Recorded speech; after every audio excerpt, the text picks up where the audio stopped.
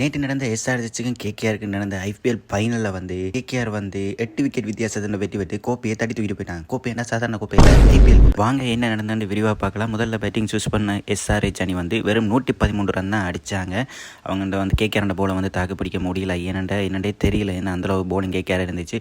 114 அடித்த டாக்கெட்டோட களமிறங்கிய வந்து கேகேஆர் அணி வந்து 2 விக்கெட் தான் போச்சுது. 8 விக்கெட் வித்தியாசத்தில் வந்து அபார வெற்றி பெற்று இந்த 2024 ஆண்டு ஐபிஎல் கோப்பையை வந்து அவங்க தட்டி தூக்கிட்டு போயிட்டாங்க. அது மட்டும் இல்லாமல் கொல்கத்தா அணி வந்து இதோட 3வது முறையாக வந்து கப்பை வின் பண்ணுறாங்க. யாருமே எதிர்பார்த்திருக்க மாட்டாங்க. நேற்று நடந்த மேட்ச் வந்து நார்மல் மேட்சா ஐபிஎல் மேட்சானா தெரியல. ஏன்னா அந்தளவுக்கு பெருசாக எதுவுமே நடக்கவே இல்லை. நார்மலாக மேட்ச் போகிற மாதிரி தான் போச்சு. ஃபைனல் மாதிரி பெருசாக தெரியவே இல்லை. ஈஸியாக வந்து கேகேஆர் வந்து கப்பை தூக்கிட்டு போயிட்டாங்க. எஸ்ஆர்ஹெச் தோத்தோன்னு காவியா மாறனை காட்டுவாங்க பாருங்க.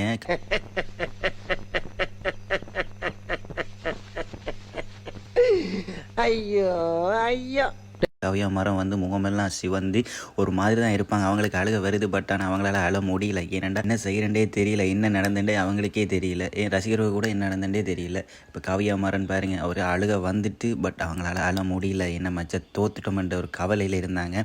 ஸோ அது மட்டும் இல்லாமல் ஷாருக்கான்ற சந்தோஷத்து முகத்தை நீங்கள் பார்க்கவே மாட்டீங்க. அவ்வளோ சந்தோஷம் ஆகிட்ட முகத்தில். அது மட்டும் இல்லாமல் ரசிகர்கள் முகத்தில் அந்தளவு சந்தோஷம். ஓகே, எல்லாரும் ஐபிஎல் ஃபைனல் எப்போ வரும்னு எதிர்பார்த்துட்டு இருந்தாங்க. ஒரு மாதிரி ஐபிஎல் ஃபைனல் முடிஞ்சுது. இனி என்ன பண்ண போகிறீங்கன்னு தெரியல. நீ அடுத்த வார மாதம் வந்து T20 வேர்ல்ட் கப் வந்து ஸ்டார்ட் ஆக போகுது. ஸோ அதுக்கு எல்லோரும் எதிர்பார்த்தபடி தான் இருக்கீங்கன்னு எனக்கு வடிவாக தெரியுது.